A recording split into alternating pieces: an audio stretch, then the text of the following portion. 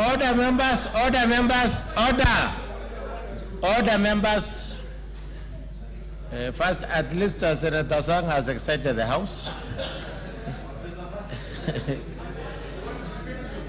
So let's have Senator Elachi.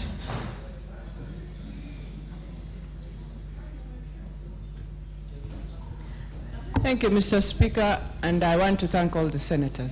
But, Mr. Speaker, indeed, are we in order, knowing very well we curtailed the participation of this bill?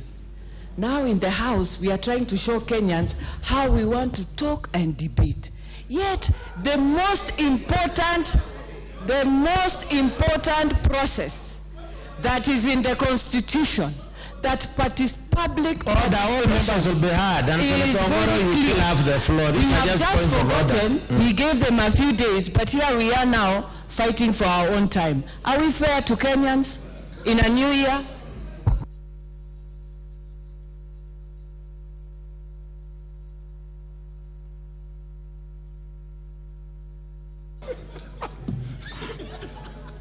I wish I had a second. Wait. I will not go there. They will eat me.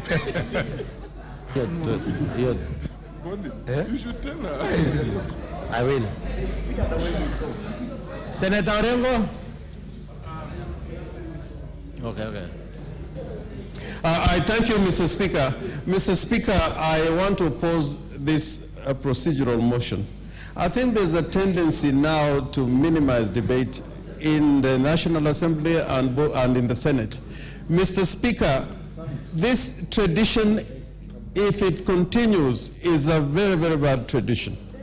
Because, Mr. Speaker, if you are not heard, and particularly, Mr. Speaker, the Constitution says that there shall be freedom of speech in Parliament. I think that is Article number 18 of the Constitution.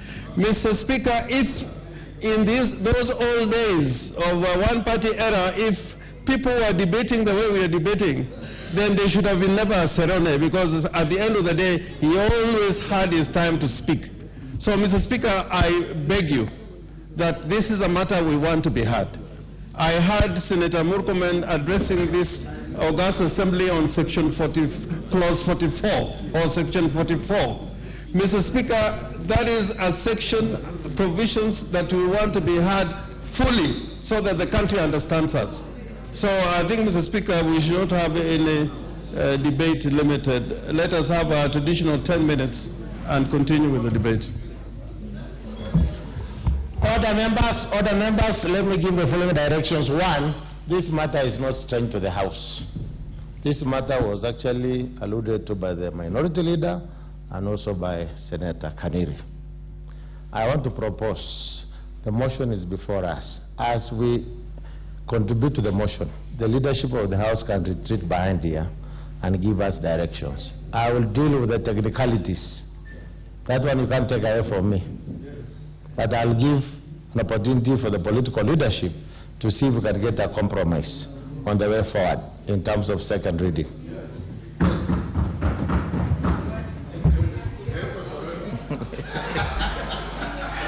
Proceed, Senator Ngoro. Thank you very much, Mr. Speaker.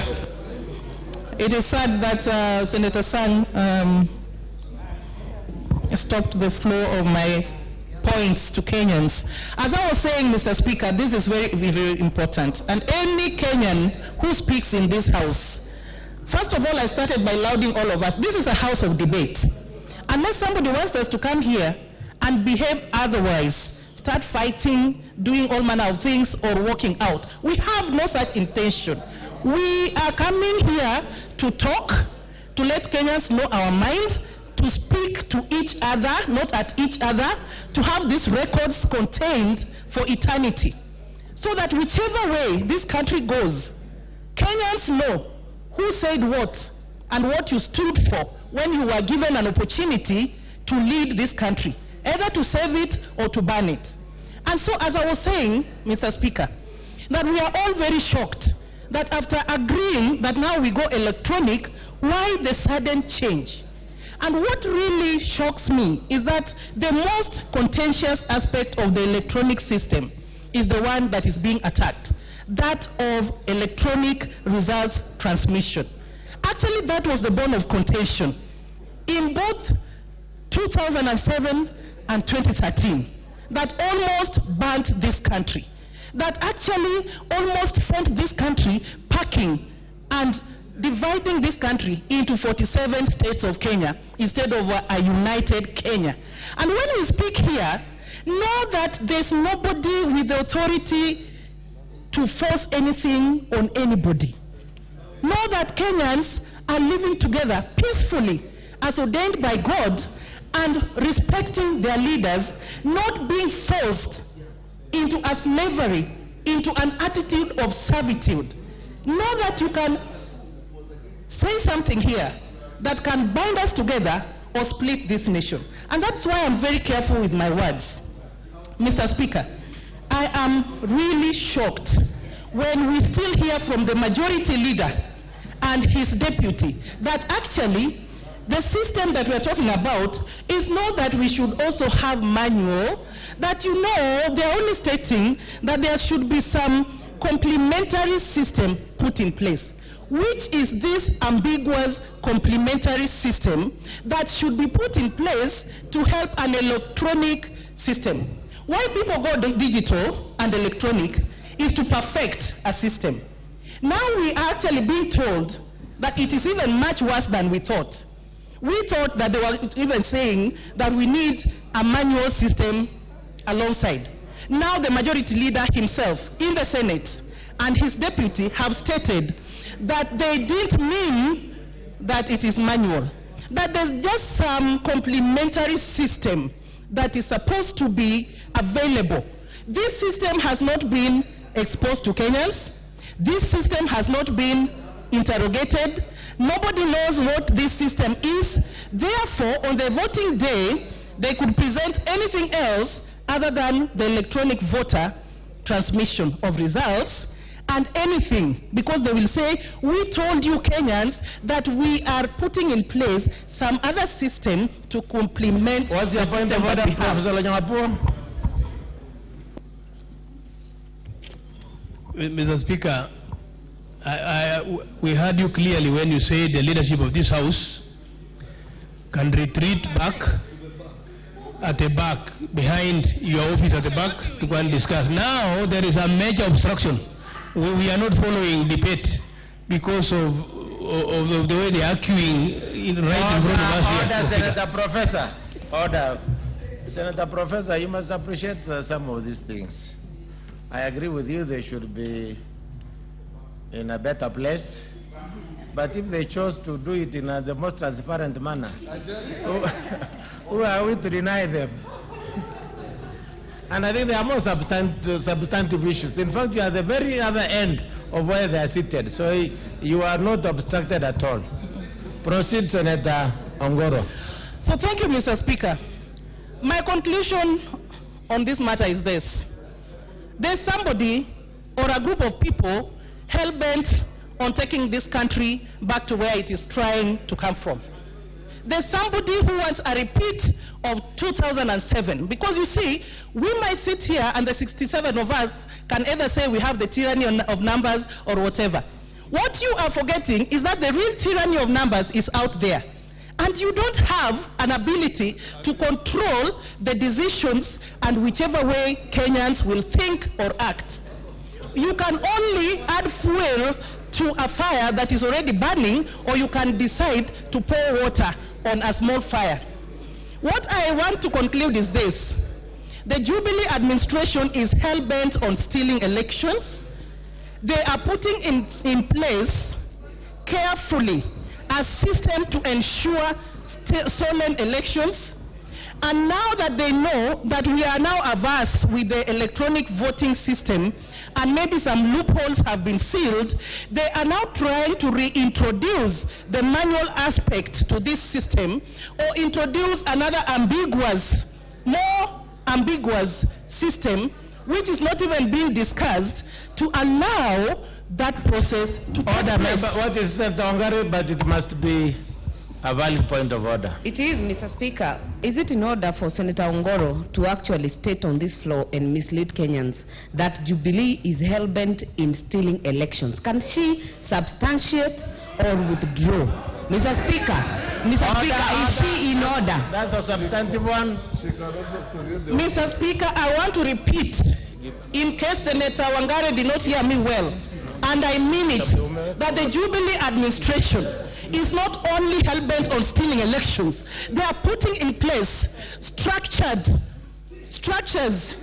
to steal elections and take this country to where it came from. And I am speaking here as a leader representing sentiments from Kenyans, that Kenyans are saying they decided to support the electronic system. Your time is up. Order, Senator Ongoro.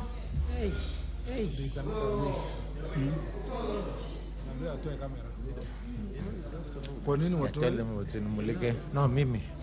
I am leading. Hiyo maneno ya Ongoro haisaidii sisi as a house.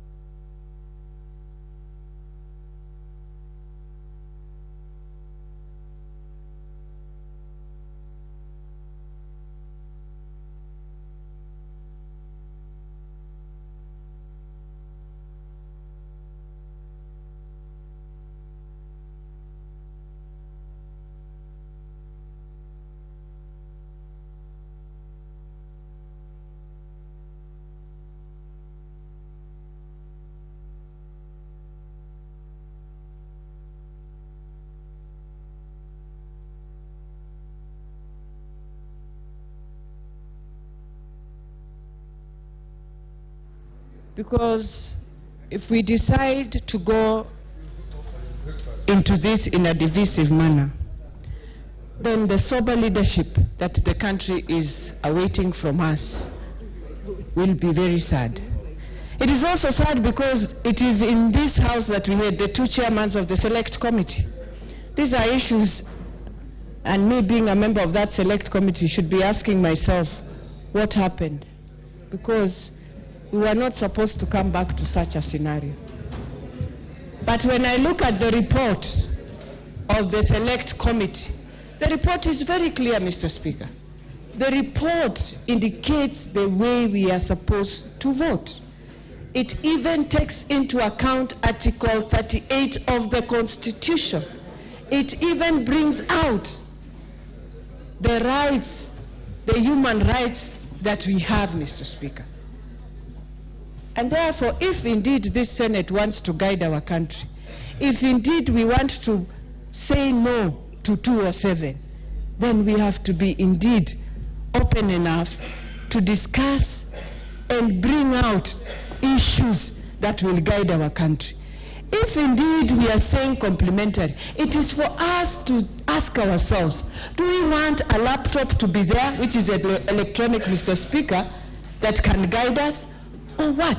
I think what Kenyans want to hear from us, Mr. Speaker, is us guiding the country that whatever happens, 207 can never happen again in our country. But if we take it in a...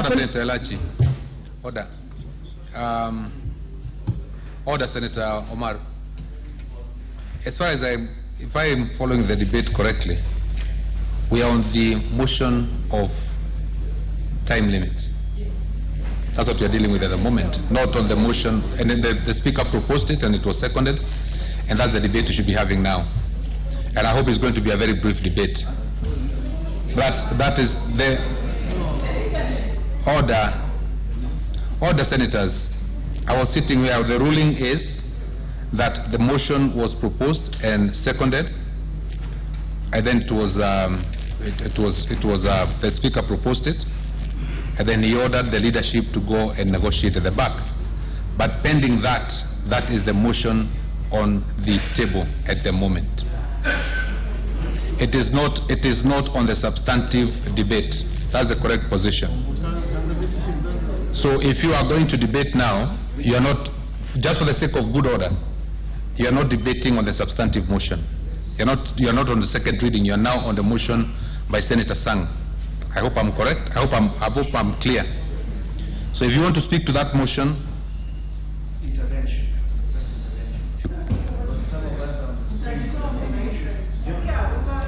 the trouble, of course, like Senator Kaniri says, is that the screen was for the main motion, and it is actually full even on interventions, as it were. So maybe I would just have to recognize you if you want to speak to the motion on adjustment of time.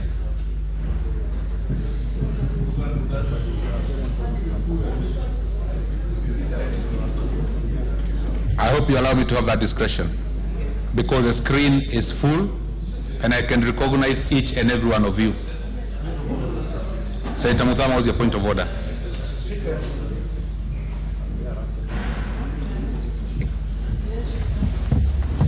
Mr. Speaker, if I got it clearly from the Speaker who was on the chair, the substantive motion, Mr. Speaker, was to continue while the motion brought by Sang is being discussed by the political parties at the back. That can never happen once the motion has been proposed and seconded. Mr. That Speaker, can never happen. The motion, if you can check the Hansard, you can prove me wrong, but the ruling of the Speaker was that the motion on adjustment of time will go on pending the discussion by the leadership of the House. Mr. Speaker, the meeting... There cannot be any other procedure. It will not be correct. Yeah, I'm not challenging the chair, Mr. Speaker, but the meeting that was being held there was to discuss and sort out the issue, the motion that was raised by Senator Sang. So that stopped there. Now we are on the substantive motion that you cannot suspend a motion that has been proposed and seconded and proposed by the Speaker. Right? You cannot. At least he did not. So,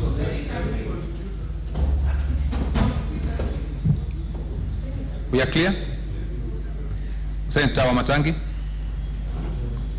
I know you don't want to interfere with the screen, so I'll recognize you if you want to contribute. Thank you, Mr. Speaker. Actually, Mr. Speaker, I hope I'm not one of the victims of that procedure, because I noted that my name has moved a few... Order, Senator Matangi. You have no control of the screen. Yes, Mr. Speaker. I'm just bringing it to your attention because I also have a lot to say about the substantive motion. But, Mr. Speaker, on this motion is moved by Senator Sang. Mr. Speaker, we are a house of procedures. We are a house of order. We have standing orders, Mr. Speaker. And, Mr. Speaker, our standing orders provide very clearly. One, we need to remind ourselves that we already have a Gazette notice that has already stipulated 2 sessions with timings, Mr. Speaker. And the second session is gazetted to commence at 2:30. The only time that we can be able to move forward, the first session, is between the time it commenced at 10 and 2:30, and not beyond 2:30, because the other one is already gazetted, Mr. Speaker. Then, following, Mr. Speaker, what was moved by the minority leader, that indeed he takes 60 minutes, and each senator is entitled to 10 minutes. Mr. Speaker, if you look at the clock now, we have barely, between now and 2:30, 2.5 hours. If the minority leader was to take an hour, and every interested member here, Mr. Speaker, we have 67 senators. If you allocated them 10 minutes each, those are 670 minutes, Mr. Speaker. So it is not practical that we can be able to debate this according to what the procedures provide for. So there has to be a compromise, Mr. Speaker. And the only compromise can be on reduction of time, Mr. Speaker. And that one you have to acknowledge. It is only right, Mr. Speaker, because then what that means is that, Mr. Speaker, then we interfere with what is already gazetted, and it is not lawful, it is not legal, it is not procedural, Mr. Speaker. So the only way forward is for us to be truthful to our own standing orders, accept that motion. The only variation would be how many minutes do we allow for the leadership, for the other members to fit in to that time between now and 2:30, Mr. Speaker? Senator Orengo. Mr. Speaker, I rise on Standing Order number 99-1 on adjournment of debate.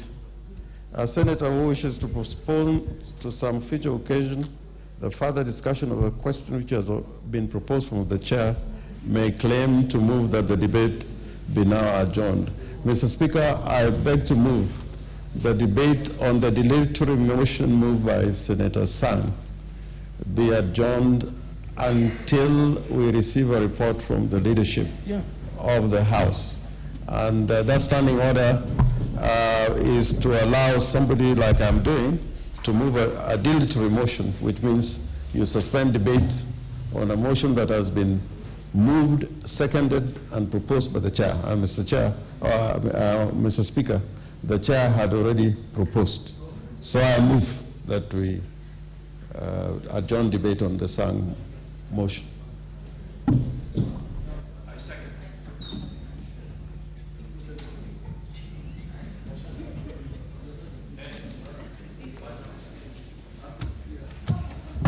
Who seconds you? Senator Machage.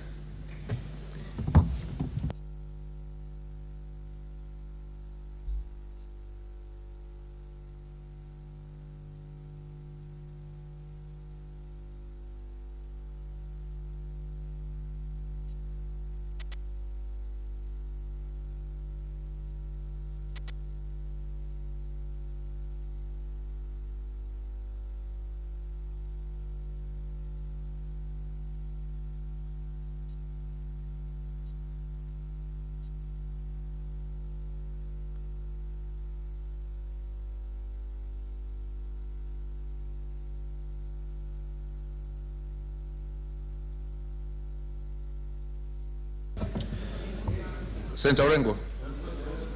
Order, senators, order. Order, senators. Order.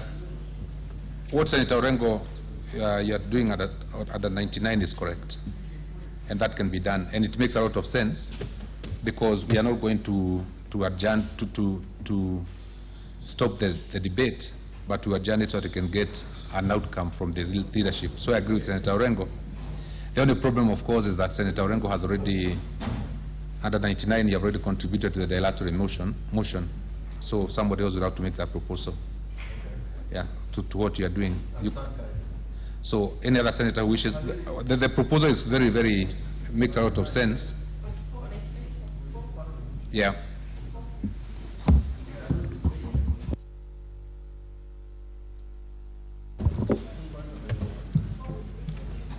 What's your point of order, Senator Beatrice Elachi?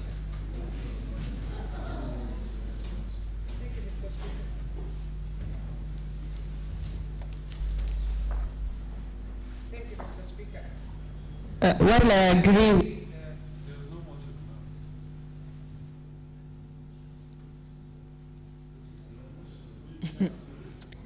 thank you, Mr. Speaker.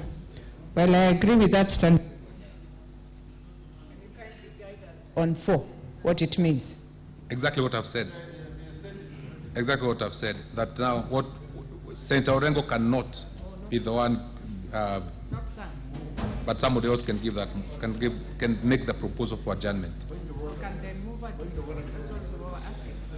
well, if there's nobody, then the debate continues. Senator Machage.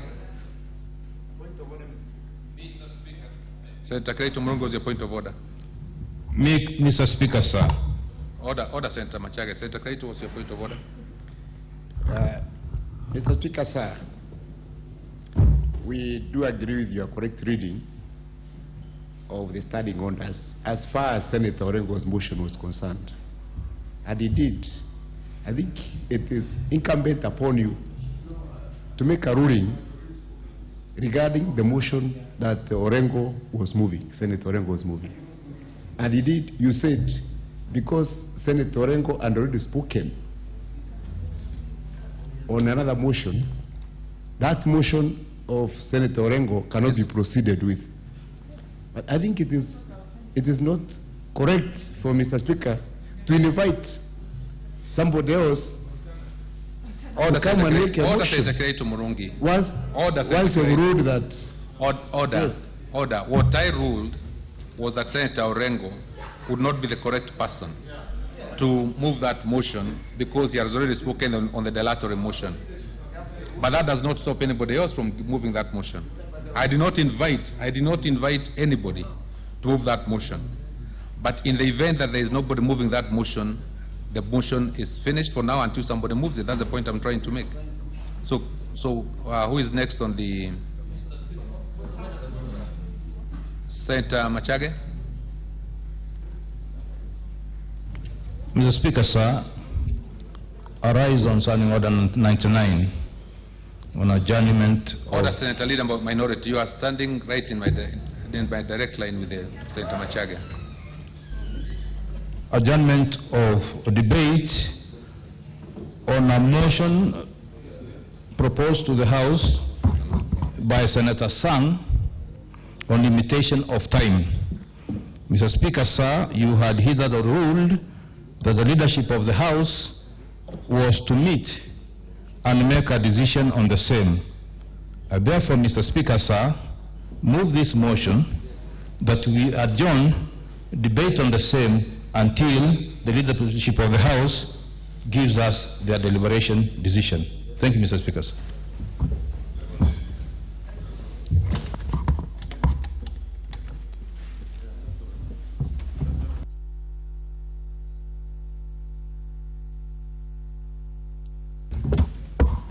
Honorable Senators, I'll put the question, which is that the debate on the extension of time on the reduction of time be adjourned until you get a report on the same from the leadership of the House. As many as of that opinion say aye. Aye. As many as of contrary opinion say no. The ayes have it. The ayes have it. Have you agreed?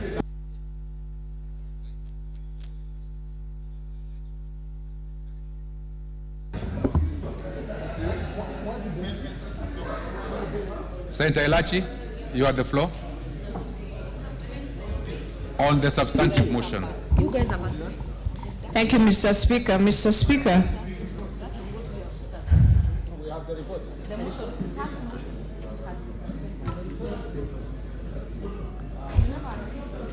Mr. Speaker,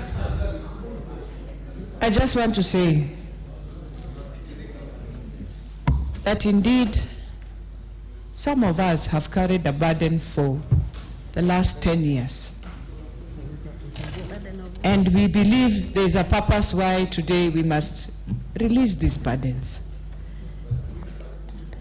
And the burden of us in 207, if anyone feels that indeed he celebrated in 207 after people dying that you were in leadership, then you should be asking yourself a question. Those are some of the questions we are also asking ourselves. And therefore, we have an opportunity for 2017 to try and change these things. It is an opportunity we have been given. And when I see many of us seated here, we are part of that process. So you have an opportunity to do what is right. There is no place in the world, even in my own body, when I'm sick, I have a complimentary to go to a doctor. So you cannot tell us that indeed in our country, in our Kenyan country, we cannot agree on any other way of saving our country but refusing to say we just want one process. I think the only thing Kenyans want to know, whether it is not a copy, whether it is not a paper, but there's something else that can help the process to end. It is an election for all of us. Let us not make it as if it's an election for a few. No. A county assembly member, in fact, is the person who can be most affected with the process that we are in today. That even 20 votes can make that county assembly member not to become the elected person just because of a process that has not gone right. So let us not look at a process and say, this is wrong. Let us think how we guide Kenyans. Most of the leaders in this house were the leaders in 2007, were elected at that time. It is time for you to do what is right for your own country. Mr. Speaker, I beg to support their amendments.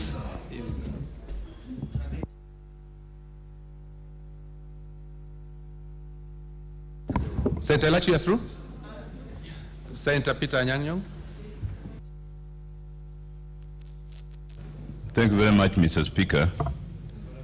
Mr. Speaker, when I look at the law as was done by the committee chaired by Senator Orengo and Senator Kiraitu, I don't see any contradiction at all that requires this amendment.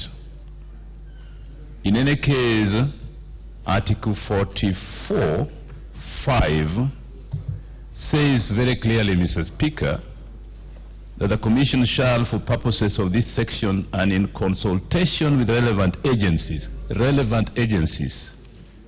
institutions and stakeholders, including political parties, make regulations for the implementation of this section, and in particular regulations providing for, and look at C, mechanisms for the conduct of a system of audit, B, testing and certification of the system, and D, data storage information security.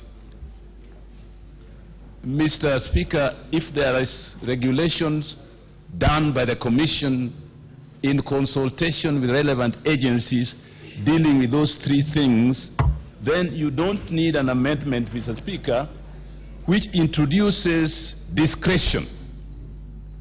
And Mr. Speaker, in government, discretion is a very dangerous matter. What I mean, this particular amendment says the following: notwithstanding the provision of section 39 and section 44, in other words, ignore section 39 and 44 and produce a discretion which is contrary to what was written in law. And what is the discretion? The Commission shall put in place a complementary mechanism for identification of voters. And that word complementary, Mr. Speaker, in that word complementary lies a discretion, because we do not know what the complementary is. But in the Act 44 regarding the regulations, how to make those regulations and what those regulations should be made about is very clear in law. So, Mr. Speaker, unless you are introducing a mischief in law, this particular amendment is highly unnecessary, Mr. Speaker. Mr. Speaker, what it has done really in this republic is to introduce unnecessary certainty by people speculating whether that complementary system is manual or electronic. Precisely because there is now that uncertainty, Mr. Speaker. Senator Omatangi.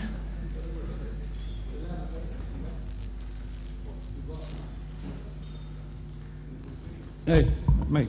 Mr. Speaker is the Senator for Kisumu, Senator Professor Anyang', in order to mislead the country and mislead the House, that he does not understand what the word complementary means, Mr. Speaker. Mr. Speaker, from basic English, as interpreted, Mr. Speaker, in the basic English dictionary, complementary means favorable, Mr. Speaker. And trying to introduce mischief around an English word that is expressly, Mr. Speaker, clear